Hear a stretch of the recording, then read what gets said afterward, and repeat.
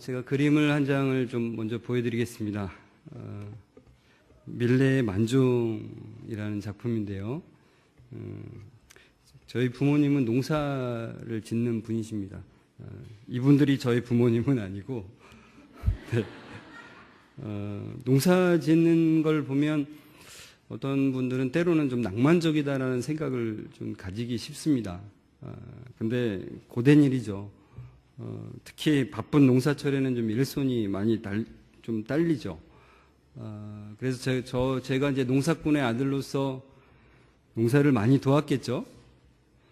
네, 반응이 없으신데, 제가 좀 얼굴이 좀 하얘서 농사 짓고 잘할 것 같지는 않아 보입니다. 그죠? 네, 그러나, 진짜 많이 했습니다. 제 얼굴이 좀 타지 않는 얼굴이어서 표가 안 나서 그렇지 진짜 농사일을 많이 도왔습니다.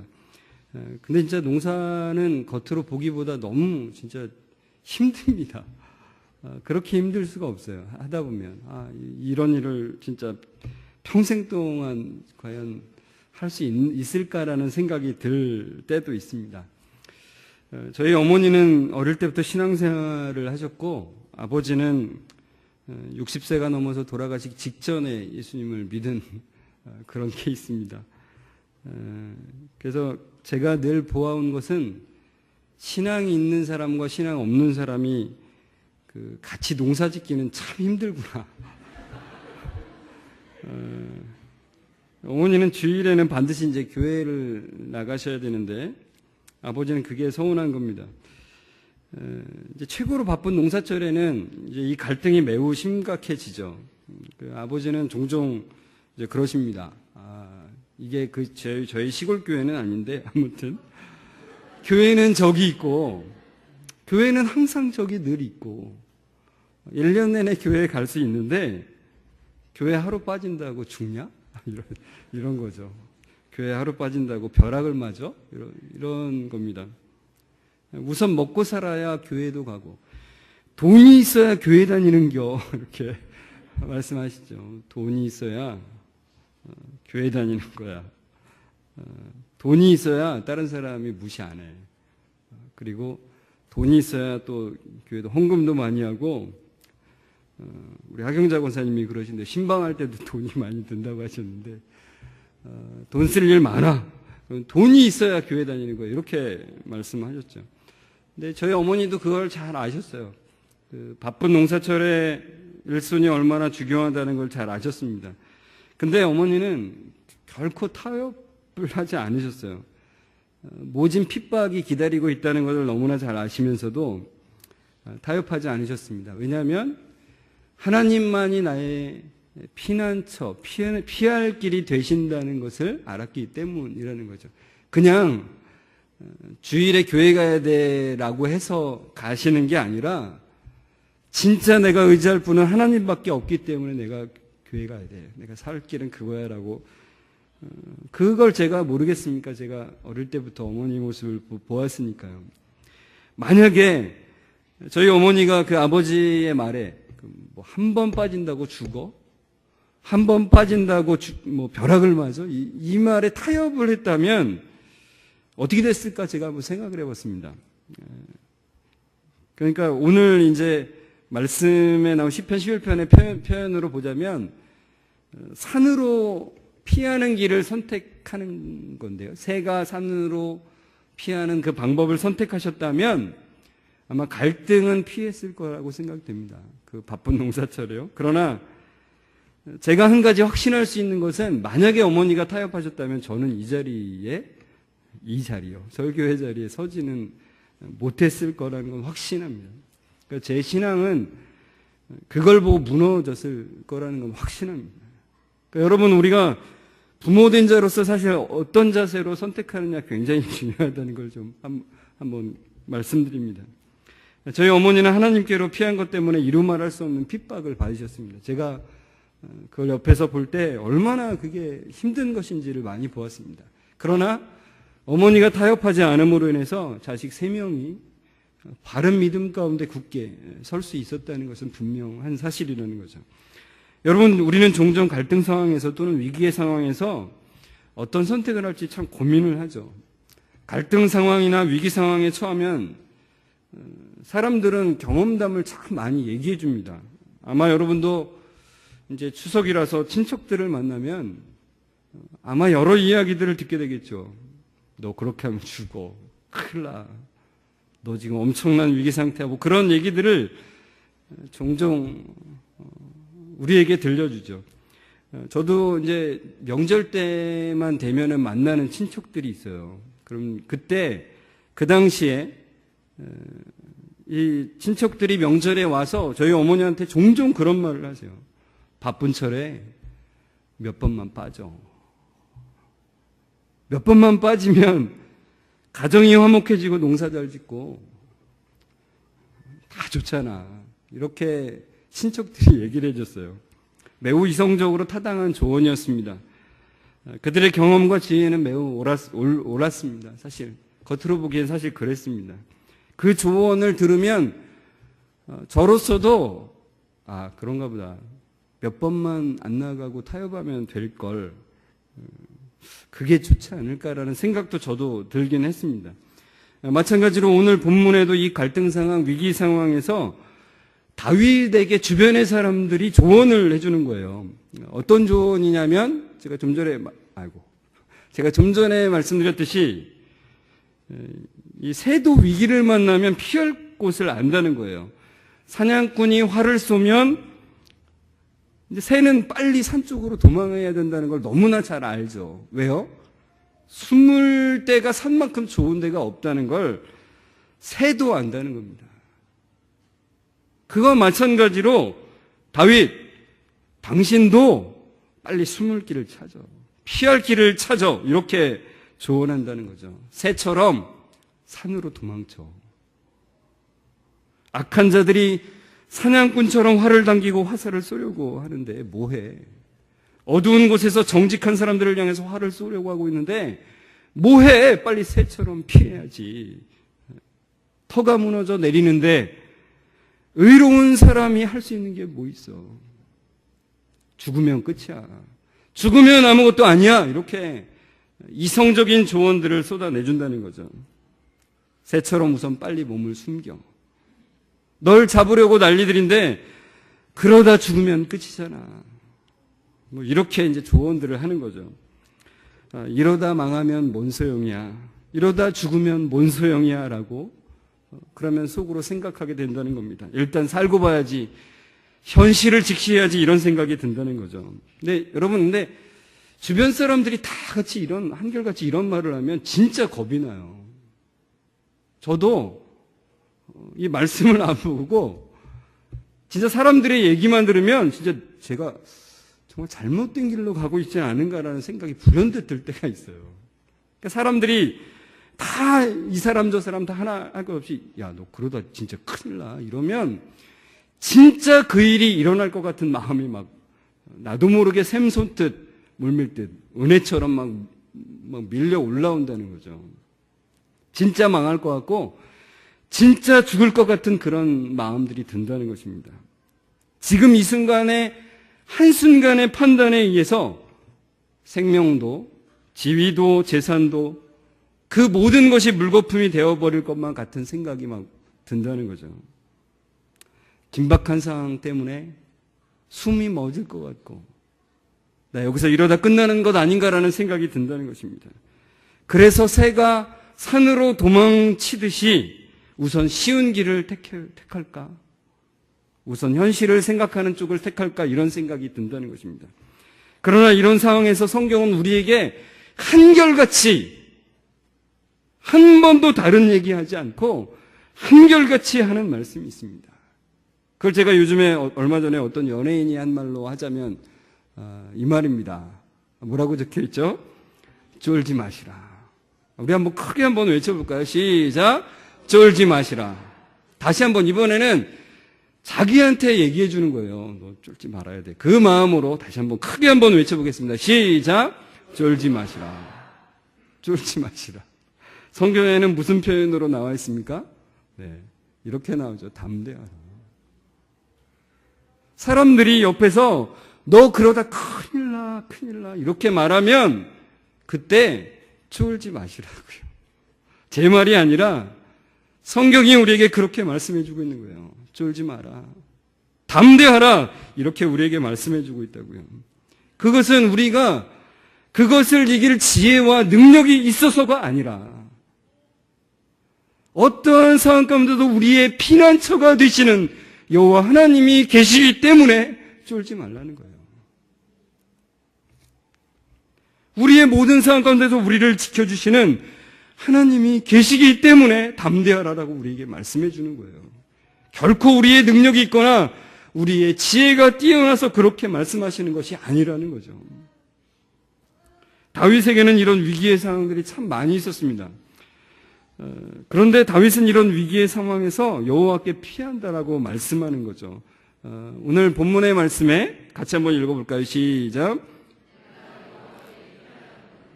내가 여호와께 피하였거늘. 주변의 모든 사람들은 새처럼 산으로 도망가 이렇게 말하지만 나는 여호와께 피한다라고 그렇게 고백한다는 거죠. 여호와께 피한다는 것이 무엇을 의미하냐면요, 무슨 일을 당하든지 전적으로 자신을 하나님께 맡기겠다는 뜻입니다. 상황에 관계없이 신앙의 양심대로 살겠습니다. 내가 눈으로 보기에는 망할 것 같지만 세상적인 타협이나 신앙을 포기하지 않겠습니다. 오직 하나님께 내 생명과 내 가정과 남은 생애 모두를 맡기겠습니다. 살든지 죽든지 흥하든지 망하든지 하나님께서 원하시는 길을 가겠습니다. 이것이 바로 여호와께 피한다는 의미가 되는 거죠. 여러분, 우리가 잘 알다시피 다윗은 사울에게 쫓겨다녔습니다. 거의 10년 동안요. 거의 누가 날 죽이러 쫓아온다라면 참 얼마나 힘들겠습니까? 그것도 한 사람이 아니라 군대가 쫓아오는 거예요. 군대가. 그래서 다윗이 이제 이 앞에 있는 지도가 다윗이 도망다닌 그 주된 경로를 표시한 건데요. 다윗을 따르는 600명과 이제 결국 같이 다니게 되는데요. 사울 왕이 다윗을 아주 집요하게 추적해 왔습니다. 그래서 다윗이 어느 날 황급하게 도망가다가 굴 속으로 이제 먼저 들어가게 되는데요. 저기 지도에 보시면 오른쪽 밑에 쪽 사해 바다의 좀 왼쪽 부분이 유대광야인데 그 유대광야에는 굴들이 많이 있습니다. 그 굴 중에 하나로 들어간 거죠. 그런데 사울 왕의 군대가 이제 그 앞을 쫙 지나가는 거예요. 그러다가 누군가 한 사람이 그 굴 속으로 들어오는 겁니다. 바로 그 들어온 한 사람이 사울 왕이었다는 거죠. 성경의 표현으로 보면 발을 가리기 위해서 굴 속으로 들어왔다고 그러는데, 이 의미는 한편의 의미로는 뭐 뒤를 본다는 의미도 있고, 쉰다 또는 뭐 낮잠을 잔다라는 의미도 있습니다. 이 사울 왕이 이제 혼자 들어와서 뭐 일을 보았든지 쉬든지 혼자 앉아 있습니다. 그때 다윗의 부하들이 일제히 외치는 거예요. 겉으로 외치지 않고 속으로, 옳거니 때가 왔구나. 그리고 다윗에게 말하자. 다윗이여 보시옵소서, 여호와께서 언젠가 당신에게 이런 말씀을 하지 않았습니까? 내가 내 원수를 내 손에 붙이리니 라고 말씀하지 않으셨습니까? 바로 이때입니다. 이 기회를 놓치면 우리가 언제 사울에게 죽음을 당할지 모릅니다. 다윗 왕이여, 터가 무너지면 의인이 무슨 소용이 있겠습니까? 이렇게 말하는 거죠. 먼저 살고 봐야죠. 이 기회를 놓치면 우리 죽을지 몰라요. 다 죽을지 몰라요. 다윗 왕이여, 이 기회를 놓치지 맙시다. 이렇게 막 간곡하게 말하는 거죠. 뭐 큰 소리로 말했겠습니까? 굴 속에서 아주 조용조용하지만 간곡하게 말하는 거죠. 근데 이게 바로 다윗이 표현으로 말하면 이게 뭐라고요? 산으로 피하자라는 의견이라는 거예요. 산으로 피합시다. 우선 살고 보자. 우선 쉬운 길을 택하자라고 하는 거죠. 이것이 우리의 죽음의 공포를 끝낼 유일한 길이라고 이제 다윗에게 말한다는 것입니다. 그러나 다윗은 그들의 말을 거절했습니다. 사울 왕을 세우신 분은 하나님이시다. 하나님이 사울왕을 필요치 않다라고 생각하실 때는 하나님께서 적당한 때에 어떠한 방법을 사용하서라도 하나님께서 하실 것이다. 지금 사울왕은 칼도 없이 앉아 있는데 내가 비겁하게 그의 뒤를 치고 싶지 않다. 언젠가 하나님께서 나를 진정으로 왕으로 세우실 그때에 내가 왕이 될 것이다. 내가 왕 되는 것을 내 스스로 앞당기지 않을 것이다.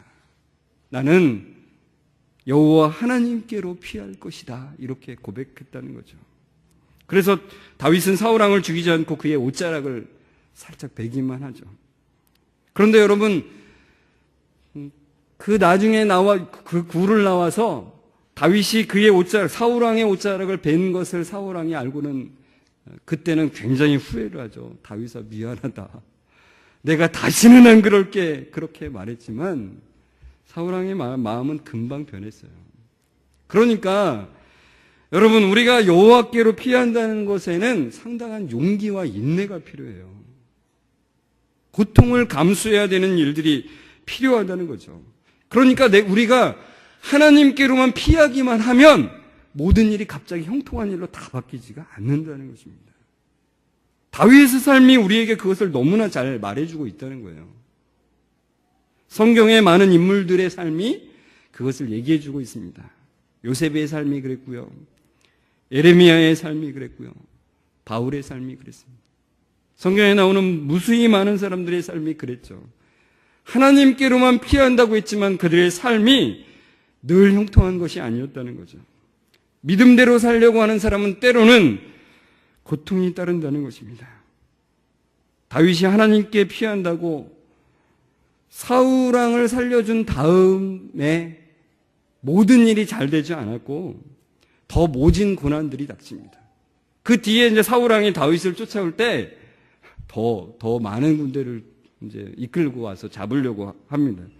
더 집요하게 다윗을 잡으려고 하니까 다윗이 도저히 견디다 못해서 망명을 합니다. 어디로요? 블레셋으로. 그래서 이제 그곳에서 이제 또 사울을 피해서 안심하고 살겠다 했는데 또 거기서 위기를 만납니다. 이 블레셋이 유다를 치겠다는 거예요. 그래서 다윗에게도 군대를 이끌고 같이 출전하자라고 하는 겁니다. 이제 다윗의 굉장한 위기입니다. 이때가 자기의 동족과 싸워야 되는 엄청난 위기죠. 근데 하나님께서 도우사 블레셋의 장수들이 다윗을 알아보고는 저 인간 데려갔다가는 언제 배신할지 모른다고 해서 이제 다시 돌아오게 됩니다. 근데 다윗이 이제 블레셋에 가서 살던 곳이 바로 여기 이제 시글락이라고 하는 곳인데요. 요 왼쪽 아랫부분에 있죠.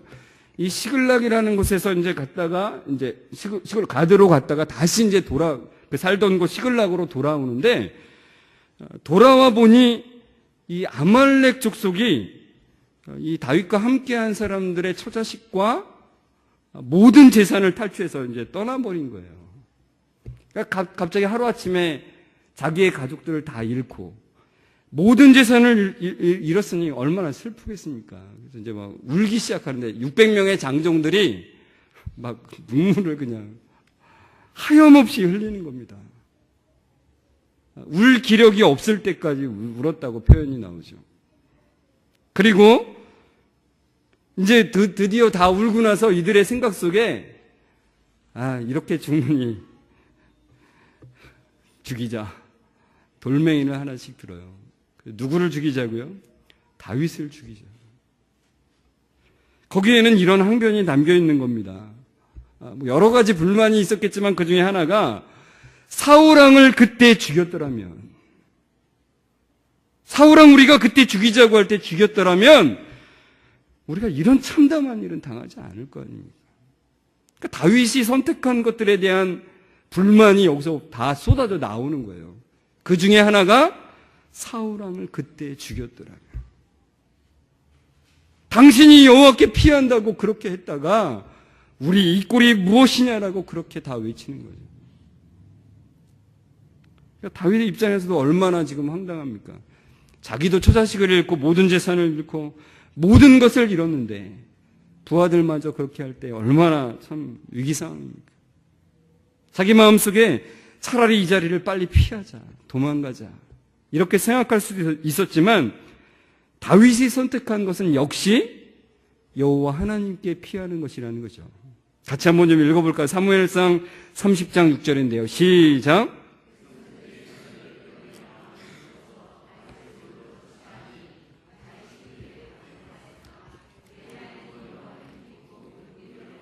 예, 사람들이 돌로 치려고 하는데 얼마나 정말 다급한 마음입니까? 그런데 그때 하나님 여호와를 힘입어서 용기를 얻었대요. 삐끗하면 여기서 그냥 끝장이 날 수 있는 상황인데 그 상황에서 여호와 하나님을 힘입고 용기를 얻으며 다시 기도하는 순간을 맞이하게 됩니다. 그러니까 다윗은 산으로 피하지 않고 하나님께만 피한다는 거죠. 여호와 안에서 힘을 얻고 하나님의 도우심을 구하는 기도를 하게 됩니다. 여러분 여기서 이 다윗의 부하들과 다윗의 대조를 잘 보셔야 됩니다.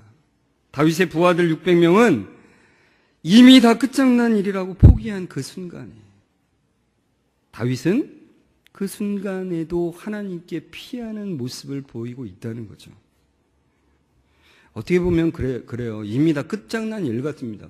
벌써 며칠 전에 이렇게 다 치고 알말렉 족속이 다 치고 가버렸거든요. 뭐 어디로 도망간지 어디로 어떻게 알 수가 있겠어요. 끝장났다라고 생각을 한 거죠.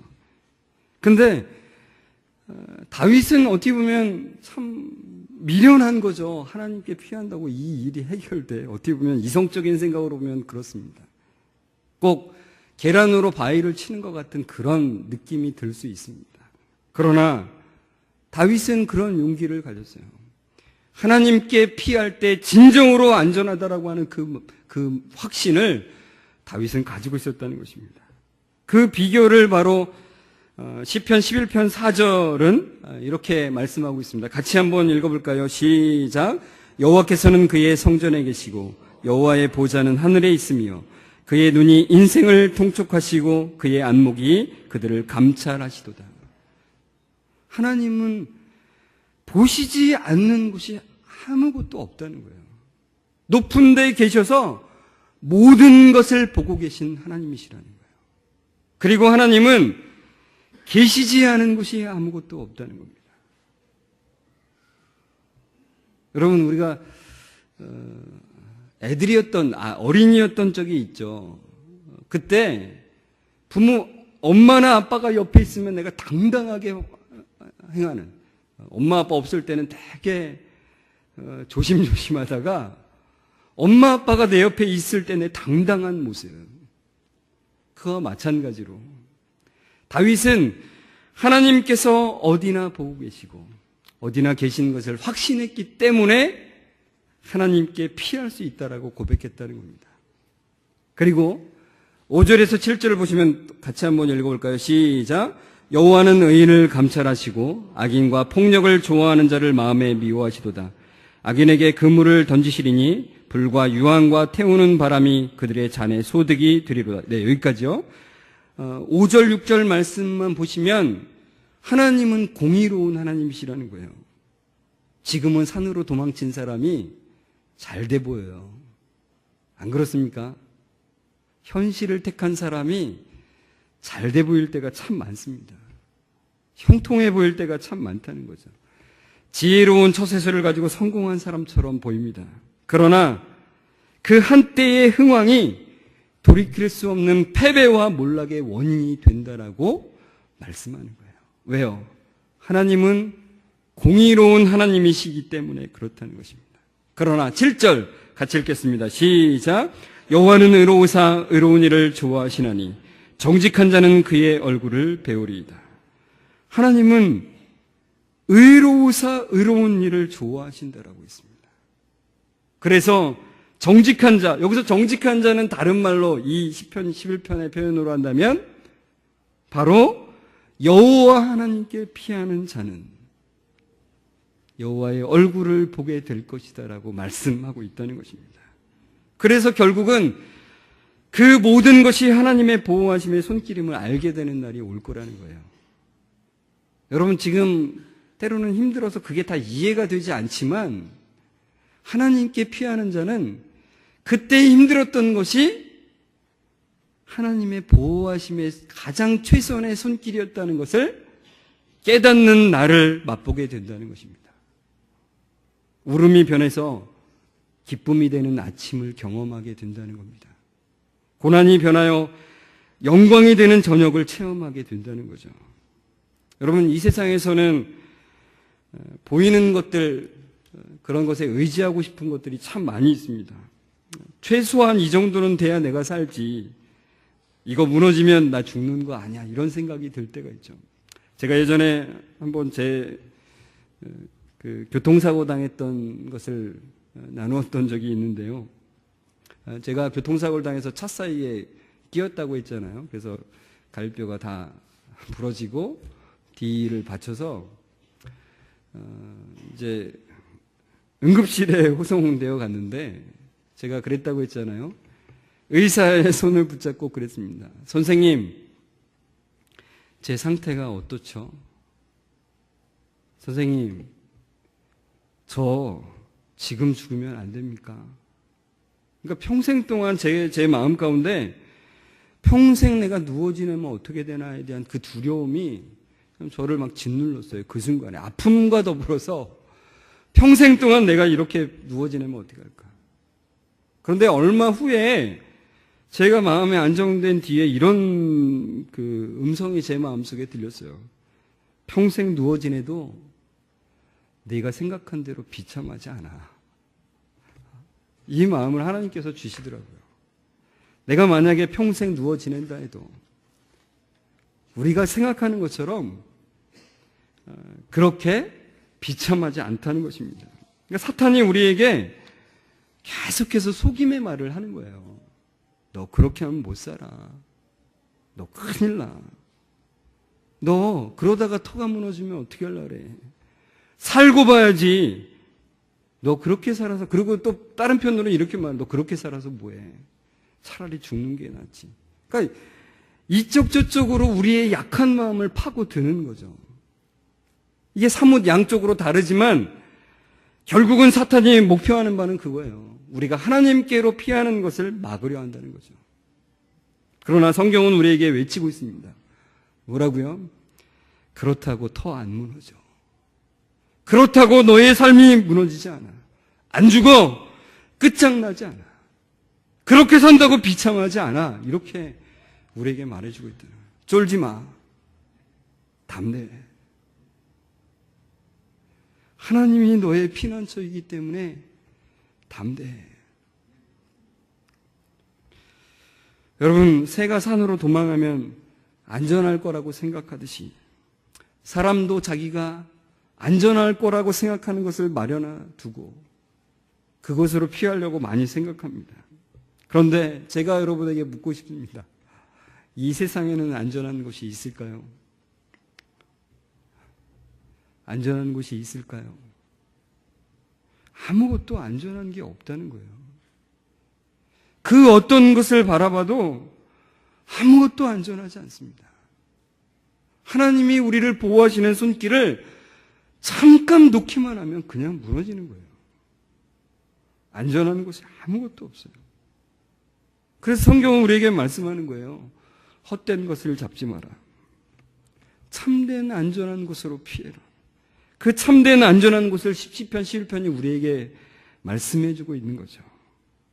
바로 하나님께 피하려는 사람, 주님의 뜻대로 살려고 하는 사람을 보호하는 하나님의 보호망은 절대적으로 안전하다.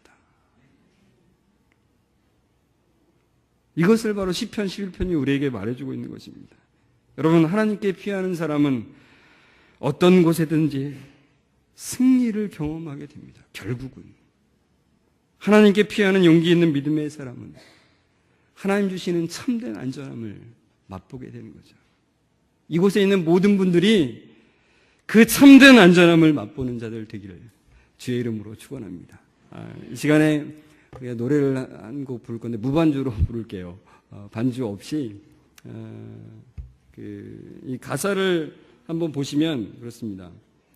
주님의 이름은 강한 성루, 그곳에 달려간 자 안전하리. 주님의 이름은 강한 성루, 그곳에 달려간 자 안전하리. 여러분, 우리가 어디로 달려갈 것인가? 우리가 어디로 피할 것인가는 이 두 갈래 길에 우리는 늘 처해져 있는 거죠. 눈으로 좋아 보이는 곳으로 달려가면 무너지는 것입니다. 그러나 눈으로 보이지 않는 영원히 안전한 그곳으로 달려가면 우리는 안전함을 누리게 될 것입니다.